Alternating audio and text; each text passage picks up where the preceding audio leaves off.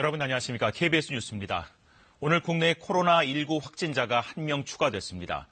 28번째 확진자가 발표된 지 닷새 만인데 이로써 국내 확진자는 모두 29명으로 늘었습니다. 중앙사고수습본부에 나가 있는 취재 기자 연결합니다. 이수빈 기자, 29번째 환자가 확진자 중에 최고령이라고 알려졌는데 현재 상태는 어떻습니까? 네, 코로나19 국내 29번째 확진 환자가 추가로 확인됐습니다. 29번째 확진자는 82살 한국인 남성으로 확진자 중에선 최고령입니다. 현재 이 환자는 서울대학교 병원에서 격리 치료 중인데요. 발열과 폐렴 소견이 있지만 전반적으로 상태는 안정적인 것으로 전해졌습니다. 앞서 29번째 환자는 어제 가슴 통증을 느껴 고대 안암병원 응급실에 내원했는데요.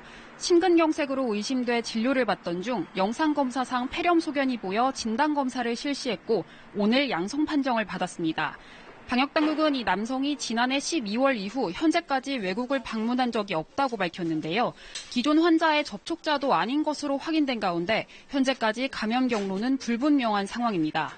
한편 29번째 환자가 내원한 고대 안암병원 응급실은 현재 잠정 폐쇄됐습니다. 노출된 환자들은 1인실로 격리됐고 의료진은 자가격리 조치에 들어갔는데요. 정부는 CCTV 분석을 통해 29번째 환자의 정확한 동선 파악 등 역학조사를 진행하고 있습니다.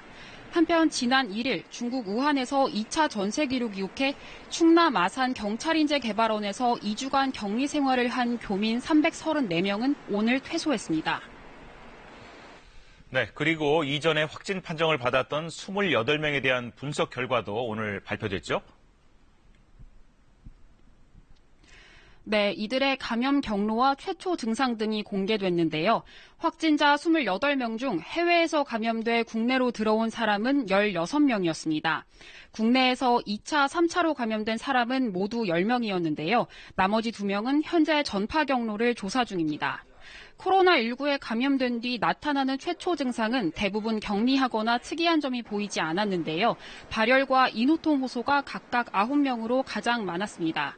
이번 후 실시한 영상검사에서 폐렴을 보인 환자는 절반이 넘었습니다. 또 현재까지 국내에서 감염된 10명은 확진자와 밀접 접촉한 가족이나 지인이었고 이들의 평균 잠복기는 나흘 정도로 추정됐습니다. 이와 함께 방역당국은 무증상 상태에서의 2차 전파는 확인되지 않았다고 강조했습니다. 자, 그런데 29번째 환자의 감염 경로가 아직 불분명해서 지역사회 감염에 대한 우려도 커지고 있다는데, 자, 이에 대한 방안도 나왔다면서요? 네, 중앙사고수습본부는 해외 여행력이 없더라도 의사 소견에 따라 진단검사를 실시하도록 했습니다. 또 원인을 알 수 없는 폐렴으로 입원한 환자에게도 해외 여행력과 상관없이 진단검사를 실시할 계획입니다. 한편 정부는 일본 크루즈선에 있는 우리 국민에 대한 이송 방안에 대해선 오는 19일 이전이라도 진단검사 결과 음성으로 판정된 한국인 중 귀국을 원하는 사람이 있으면 국내 이송 방안을 추진하기로 했습니다. 이를 위해 탑승객의 의사를 정확히 파악한 뒤 일본 정부와 협의를 추진할 예정입니다. 지금까지 중앙사고수습본부에서 KBS 뉴스 이수민입니다.